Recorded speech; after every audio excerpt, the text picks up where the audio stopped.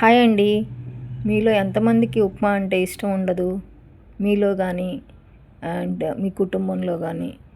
నాకైతే చాలా ఇష్టం అండి. మా ఇంట్లో మా ఫ్యామిలీ మెంబర్స్ కూడా అందరూ ఇష్టంగా తింటారు. మా పిల్లలైతే బ్రేక్ఫాస్ట్ ఏం కావాలి అంటే ఉప్మా అంటారండి. అంత ఇష్టంగా తింటారు. అయితే చాలామంది ఉప్మా చేయడం అంటే చాలా ఈజీ. తాలింపు దినుసులు వేసేసి కొంచెం ఉల్లిపాయలు, పచ్చిమిర్చి వేసి వాటర్ పోసేసి సాల్ట్ వేసి రవ్వ వేసి జస్ట్ ఒకసారి అలా అలా తిప్పేసి దించడంలాగా ఫీల్ అవుతారండి. అలా కాదండి. ఉప్మా అలా చేస్తే నిజంగానే తినబుద్ధి కాదండి. రవ్వ ఎంత ఎక్కువసేపు ఉడికితే ఉప్మా అంత సాఫ్ట్గా అంత టేస్టీగా వస్తుంది. ఎప్పుడైనా నీళ్ళల్లో వేసి దగ్గర పడగానే దించేసేయకూడదండి ఉప్మా. దాన్ని కలుపుతూ ఉండాలి. మూత పెట్టి కలిపితే ఇంకా సాఫ్ట్గా వస్తుంది. కొంతమందికి టైం ఎక్కువ లేదనుకుంటే అటు ఇటు తిరుగుతాం, మేము చేయలేము, అక్కడే నిలబడి చేసి ఫినిష్ చేసి పక్కకి వెళ్ళాలి అనుకుంటే మాత్రం కొంచెం మూత పెట్టకుండా కలుపుతూ ఉండాలి.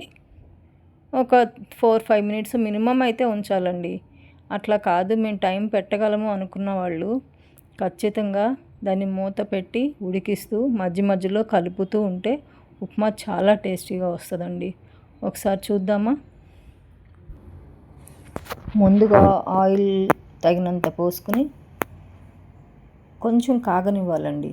ఆయిల్ పచ్చిగా ఉన్నప్పుడు ఎప్పుడు తాలింపు దినుసులు కానీ వేరుశనగపప్పు కానీ అట్లా వేయకూడదండి.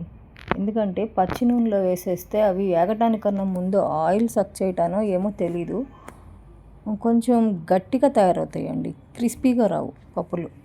సో కొంచెం ఆయిల్ కొంచెం కాగిన తర్వాత మీకు జీడిపప్పు వేయాలా వేరుశనగపప్పు వేయాలా మీ ఇష్టం అండి. నేనైతే మాకు ఇంట్లో అందరికీ వేరుశనగపప్పు ఇష్టం, సో వేరుశనగపప్పు వేసుకుంటున్నాను.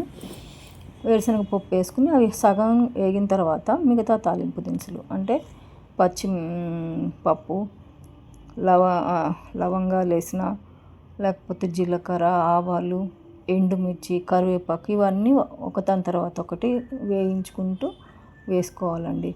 లవంగాలు 4-5 చాలండి, మరీ ఎక్కువ వేయొద్దు. ఎక్కువ వేస్తే లవంగాలు ఘాటు ఎక్కువైపోయి ఉప్మా టేస్ట్ మారిపోయింది. సో ఇవన్నీ ఒకదాని తర్వాత ఒకటి వేసుకుని వేయించిన తర్వాత సన్నగా తరిగి పెట్టుకున్న అల్లం ముక్కలు వేసుకోవాలండి. ఉప్మాకి ఆయిల్లో అల్లం కంపల్సరీ వేగాలండి. అలా వేగితేనే ఆ ఉప్మాకి టేస్ట్ వస్తుంది. వితౌట్ అల్లం వేయకుండా ఉప్మా అసలు మనకి టేస్టే రాదండి. ఆయిల్లో సన్నగా తరిగిన ఉప్మా. మీకు ఉప్మా కొంతమందికి పంటి కింద అల్లం పడితే మాకు నచ్చదు అనేవాళ్ళు ఉంటారు. అటువంటి వాళ్ళు మిక్సీకి వేసేసి ఇది వేసుకోండి గుజ్జు. లేదంటే కొంతమందికి అల్లం పంటి కింద పడితే చాలా ఇష్టంగా తింటారు. అలా తింటారు, మాకు పర్లేదు అనుకుంటే అల్లం సన్నగా తరిగి ఆ ముక్కలు వేసుకోండి. సో ఇప్పుడు అల్లం వేగిపోయింది కదండి. తర్వాత పెద్ద ఉల్లిపాయలు వేసుకుందాం. ఉల్లిపాయ ముక్కలు మరీ పెద్దవి కదండి, మరీ సన్నగాను దోశకి తరిగినట్టు తరగొద్దండి. కొంచెం మనకి పంట కింద పడాలి. కొంచెం పునుగులకి వేసుకుంటాం కదా అట్లా వేయండి. ఉల్లిపాయ ముక్కలు వేసి కొంచెం వేగనిచ్చి దోరగా వేగిన తర్వాత మిగతావి ఉన్నాయి కదండి, క్యారెట్ ముక్కలు, టొమాటో ముక్కలు, పచ్చి బఠానీలు అవి కట్ చేసేసి వేసుకుందాం. బఠానీలు అండి ఇప్పుడు మనం స్టోర్ చేసి తీసుకొచ్చుకుంటాం కదండి ప్యాకెట్స్, అవి డైరెక్ట్గా వేయొద్దండి. ఒక్కసారి వాటర్లో 1 or 2 times వాష్ చేసి అవి వేయండి బఠానీలు. ఇవన్నీ వేసాక కొంచెం సేపు వేగనివ్వాలండి. మూత పెట్టద్దు, జస్ట్ అట్లా కలిపేసి ఆ తర్వాత లైట్గా ఆ ముక్కలకి ఎంత సాల్ట్ అవసరమో అంత కొంచెం సాల్ట్ చల్లుకుని బాగా కలిపేసేసి దానికి అప్పుడు మనం మూత పెట్టి ఒక 2 నుంచి 3 నిమిషాలు అయితే మగ్గనివ్వాలండి. ఆ సాల్ట్ ఏదైతే ఉందో మనం వేసిన పచ్చిమిర్చి, ఎండుమిర్చి, సాల్ట్, అల్లము వీటన్నిటి టేస్ట్ ఆ ముక్కలకి పడుతుంది. నేనైతే పచ్చిమిరపకాయ చూడండి ఎట్లా కట్ చేస్తున్నాను. నాకు పచ్చిమిర్చి చేతితో టచ్ చేస్తే చెయ్యంతా మంట వచ్చేస్తుందండి.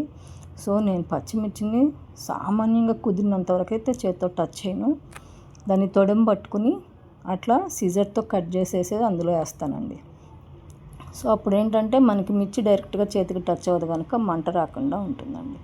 మీకు ఎంత కారం అవసరమో దాన్ని బట్టి మిర్చి చూసుకుని మిర్చి కారాన్ని బట్టి వేసుకోండి. నాకైతే ఇంట్లో కొంచెం స్పైసీగానే కావాలండి. సో నేను ఒక 7-8 మిర్చి దాకా వేసానండి. మిర్చి ముక్కలు మరీ పెద్ద పెద్ద కట్ చేయొద్దండి, సన్నగా తరగండి. ఎందుకంటే మనం ఏ ముక్కలు కొంచెం పెద్ద సైజు వేసాము అన్న పిల్లలైతే ఏరి పక్కన పెట్టే ఛాన్సెస్ ఉంటుంది. సన్నగా కట్ చేసుకుంటే కొంచెం వాళ్ళకి తింటారు కదండి, ఏదైతే పొట్లోకి వెళ్ళాలనుకుంటున్నామో అది వాళ్ళకి వెళ్తుంది. సో సన్నగా కట్ చేసుకుని వేసుకుని కొంచెం వేగనియండి. ఆ టొమాటో పచ్చిపోవాలి, కొంచెం వీటన్నిటి పచ్చి పోయిందాకా కొద్దిగా వేగనియాలండి. మూత పెట్టి మగ్గనియొచ్చు. మగ్గిన తర్వాత ఆ తర్వాత మనం నీళ్లు పోసుకోవాలి. ఇప్పుడు ఎప్పుడైనా ఉప్మాకి మీరు ఎంత ఉప్మా కావాలి, ఇద్దరికి కావాలనుకుంటున్నారో ముగ్గురికి కావాలనుకుంటున్నారో దాన్ని బట్టి ఉంటుందండి. నేనైతే మా ఇంట్లో ముగ్గురికి కొలత ప్రకారం వేస్తున్నాను. ఒక గ్లాస్ సరిపోద్దండి. ఒక గ్లాస్ అంటే సుమారుగా ఒక గిద్దన్నర 2 గిద్దల లోపు, 2 గిద్దలు కూడా ఎక్కువేనండి. గిద్దన్నర సుమారుగా రవ్వ పట్టే గ్లాస్ తీసుకుంటే ఆ గ్లాస్తో ఒక గ్లాసు రవ్వ 3 గ్లాసులు వాటర్ అయితే ఖచ్చితంగా పడతాయండి. ఉప్మా సాఫ్ట్గా మనకి నోట్లో వేసుకుంటే కరిగిపోయేలాగా రావాలి అంటే ఖచ్చితంగా వాటర్ ఎక్కువ ఉండాలండి. వాటర్ ఎక్కువ ఉంటే మనకి అది ఉడికిందాక కలుపుతూ ఉంటాం కదండి, ఆ వాటర్ తీసుకుని మనం వేసే నెయ్యి, ఆయిల్ వీటన్నిటికీ ఆ ఉప్మా సాఫ్ట్గా ఉడికి మంచిగా టేస్ట్ వస్తుంది. సో ఇప్పుడు బఠానీలు అయితే వేసేసుకున్నానండి. ఫైనల్గా కలిపేసేసుకుని కొంచెం సాల్ట్ వేసేసుకుని మూత పెట్టేసుకుని మగ్గనిస్తానండి. ఇక్కడ వాటర్ ఏం పొయ్యొద్దండి. ఆ టొమాటోలు, బఠానీలు, ఉల్లిపాయ వాటిల్లో ఉన్న వాటర్తోనే అవన్నీ మగ్గాలి. మనం మూత పెడితే మగ్గిన దానికి, మూత పెట్టకుండా ఊరికే వేయించిన దానికి తేడా ఉంటుందండి. ముక్క వేగినట్టు రాకూడదండి. ముక్క ఎప్పుడైనా మగ్గాలండి. ఆ వెజిటబుల్స్లో ఉండే వాటర్తో మనం వేసిన సాల్ట్ వల్ల వాటిలోంచి వచ్చే వాటర్తో అవి మగ్గాలి. అప్పుడు సాఫ్ట్గా ఉంటుంది ఏ పీస్ అయినా, ఏ కూరగాయ ముక్కకైనా అండి. ఇంకా డ్రైడ్ అయితే తప్పదు కానండి, మనం ఫ్రై చేస్తాము. ఇలా మగ్గాలి అనుకునేవి మాత్రం ఖచ్చితంగా వాటర్ ఏం పోయొద్దండి. మూత పెట్టేసి వాటిల్లో వచ్చే వాటర్తోనే అవి మగ్గితే టేస్ట్ పోకుండా మంచి టేస్ట్ వస్తుంది. ఈ ముక్కలన్నీ మగ్గేలోపు మీరు సైడ్ డిష్ కావాలి కదండి మనకి, కొబ్బరి చట్నీ ప్రిపేర్ చేసుకోండి. నేనైతే ఈరోజు కొబ్బరి చట్నీ ప్రిపేర్ చేయట్లేదండి, అంటే వీడియో తీయట్లేదండి. కొబ్బరి చట్నీ నేను ఆల్రెడీ ప్రిపేర్ చేసేసుకున్నాను, సో వీడియో అయితే తీయలేదు. మీరు సైడ్ కొబ్బరి చట్నీకి పెట్టేసుకోండి. కొంచెం మిర్చి, వేరుశనగపప్పు వేయించేసి అందులో ఒక ముక్క అల్లం, ఒక చిన్నుల్లిపాయ వేసుకుని కొంచెం కొబ్బరి వేసుకుని సాల్ట్తో మిక్సీ పట్టుకోండి. దానికి కొంచెం తాలింపు పెట్టుకోండి. ఇవన్నీ రెడీ అయ్యేలోపు మనకి ముక్కలు మగ్గి వాటర్ పోసిన తర్వాత వాటర్ మరిగి ఈ ఉప్మా రెడీ అయ్యేలోపు మనకి కొబ్బరి చట్నీ రెడీ అయిద్దండి. మీకు కొబ్బరి చట్నీ కన్నా టొమాటో చట్నీ ఇష్టమైతే అది ప్రిపేర్ చేసుకోండి. ఇప్పుడు నేను 3 గ్లాసులు నీళ్ళు అయితే పోస్తున్నానండి. అనుకున్నాం కదా, 1 గ్లాసు రవ్వకి 3 గ్లాసులు నీళ్ళు అయితే కంపల్సరీ తీసుకోవాలండి. అప్పుడే మనకి ఉప్మా శుద్ధలాగా రాకుండా సాఫ్ట్గా మంచి మనకి ఏదైతే భోజనాల్లో పెడతారు చూసారా, ఒకలాంటి టేస్ట్ వస్తుంది. మనం ఎన్నిసార్లు ట్రై చేసినా ఇంట్లో రాదు ఇలా అనుకుంటాము, కానీ ఇలా చేసి చూడండి, ఖచ్చితంగా మీకు ఆ టేస్ట్ అయితే వస్తుంది. వాళ్ళు ఏంటంటే ఇంకా ఆయిల్ ఎక్కువ పోస్తారండి. మనం ఇంట్లో చేసుకోవడానికి కదా, అంత ఆయిల్ వద్దులండి. మనకి ఎంతవరకు హెల్త్కి బాగుంటుందో అంతవరకు వేసుకుందాం. ఇప్పుడు నీళ్ళు పోసుకున్న తర్వాత అండి, ఇందాక ముక్కల వరకే కదా మనం సాల్ట్ వేసుకున్నాం, కొంచెం వేసుకున్నాం. ఏదైతే ముక్కలకు కావాలో సాల్ట్ వేసుకున్నాం అక్కడ. ఇక్కడ నీళ్లు పోసిన తర్వాత కళ్ళుప్పు వేస్తున్నానండి నేను. ఆ వాటర్ ఎన్నైతే పోసామో దానికి తగినట్టు కళ్ళుప్పు. ఉప్పు ఎక్కువ అవ్వకుండా చూసుకోండి, తక్కువ అయితే పర్లేదు, మనకి చట్నీ కాంబినేషన్ ఉంటుంది కనుక పెద్ద ఇబ్బంది ఉండదు. ఎక్కువ అవ్వకుండా చూసుకోండి. ఎక్కువైతే ఎంత కష్టపడి చేసినా టేస్ట్ పోయిద్దండి. కొంచెం ఉప్పు వేసుకుని వాటర్ చూడండి, కొంచెం చేతిలో వేసుకుని ఉప్పు చూడండి ఎక్కువ అవ్వకుండా. ఎక్కువైతే ఇంకొక హాఫ్ గ్లాస్ నీళ్లు పోసుకోండి, తప్పేదేం లేదు. ఎక్కువ అవ్వకపోతే మాత్రం ఓకే ఫైన్, పోసేసి అట్లా నీళ్లు మరగనివ్వాలండి 2-3 నిమిషాలు. ఖచ్చితంగా 3 నిమిషాల కన్నా ఎక్కువైతే పట్టదండి. వాటర్ అలా మరిగిపోయేటప్పుడు ఇందాక కొలత గ్లాస్ ఉంది కదండి మనకి, ఆ కొలత గ్లాస్తో రవ్వ తీసుకోవాలి. రవ్వ మనము స్పీడ్గా పోసేయకూడదు. స్టవ్ సిమ్లో పెట్టుకుని రవ్వని చిన్నగా పోస్తూ ఎక్కడ ఉండలు కట్టకుండా మనం కలుపుతూ ఉండాలండి. ఖచ్చితంగా ఇది మాత్రం మీరు ఏ మాత్రం 2 సెకండ్లు కలపకుండా ఆపినా కానీ ఆ రవ్వ పోసే రవ్వ ఉండలు గట్టిపోతుందండి. ఉప్మా అంతా ఉండలు ఉండలు వస్తుంది. సో రవ్వ ఎంత ఎట్లా పోస్తున్నారో అంతకన్నా స్పీడ్గా వాటర్ కలపాలండి. రవ్వ కొంచెం స్లోగానే పోసుకోండి. స్లోగా రవ్వ ఉంచుకుంటూ ఇంకో చేత్తో వాటర్ కలిపేసేయాలి. ఎక్కడ ఉప్మా రవ్వ ఉండకట్టకూడదండి. ఎక్కడన్నా చిన్నది ఏదన్నా అనిపిస్తున్నా అదిగో అట్లా సరి చేసేసుకోండి. దాన్ని సైడ్కి నొక్కితే పోద్ది. మీరు అది గట్టిపడిన దాకుంటే పోదండి. వెంటనే అయితేనే అది మీకు మళ్ళీ కలిసిపోద్ది. ఇందులో నీట్గా ఎక్కడ ఉండలు లేకుండా కలిపేసిన తర్వాత ఇలాగ మూత పెట్టేసుకోండి. కొంచెంసేపు మగ్గాలండి ఇది. మనం తర్వాత నెయ్యి వేసుకుందాం. ఈ డిష్లో నెయ్యి ఎంత టేస్ట్ని ఇస్తుందంటే, నెయ్యి లేకపోయినా బాగుంటుంది, బట్ ఇది ఒకలాంటి మంచి ఫ్లేవర్ వస్తుందండి నెయ్యి వేస్తే. ప్యూర్ మన ఇంట్లో చేసుకున్న నెయ్యినండి నేను వాడేది. బయట నెయ్యి అసలు కొనను. ఇంట్లో తెప్పించుకున్న పాలదే మేగడి స్టోర్ చేసుకొని దాని నుంచి వెన్నపూస తీసి ఎప్పటికప్పుడు రెడీ చేసుకుంటానండి. ప్యూర్ ఇంట్లో తయారు చేసిన నెయ్యేనండి. ఒక 2 స్పూన్స్ అయితే వేసాను నేను. మీ ఉప్మా క్వాంటిటీని బట్టి మీరు వేసుకోవచ్చు. సో నెయ్యి వేసాక మొత్తం ఆయిల్ కానీ నెయ్యి కానీ మొత్తం ఉప్మాలో కలిసిపోయేలాగా కలపాలండి. ఇక్కడి నుంచేనండి మనం ఎంత కలుపుతా ఉప్మాని ఎంత ఓపిక్గా ప్రిపేర్ చేసుకుంటే అంత టేస్ట్గా ఉప్మా వస్తుంది. ఎంత ఎక్కువసేపు కలిపితే అంత వస్తుందండి. 2-3 మినిట్స్లో అయితే రవ్వే కానీ ఇదిగో ఈ స్టేజ్లో అయితే తీసి పక్కన పెట్టొద్దండి ఖచ్చితంగా.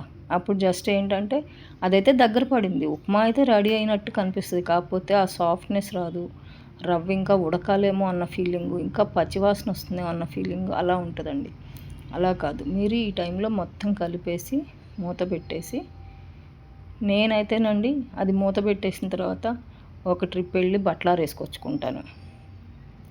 ఒక ట్రిప్ వెళ్ళి పిల్లలకి రైస్ అది రెడీ అయిపోయి ఉంటాయి కదండి, బాక్సులు సర్దేసుకొచ్చుకుంటాను. ఒక ట్రిప్ వెళ్ళి ఇంకేమన్నా ఇవన్నీ రెడీ చేయడానికి ప్రిపేర్ చేయడానికి షింక్లో ఏమన్నా గిన్నెలు పడితే అవి క్లీన్ చేసేసుకొచ్చుకుంటాను. అట్లా నాకు ఇంట్లో ఉన్న పనిని బట్టి డివైడ్ చేసుకుని ఒక్కొక్కసారి మూత పెట్టినప్పుడు ఒక్కొక్క పని అయితే ఫినిష్ చేసుకొచ్చుకుంటానండి.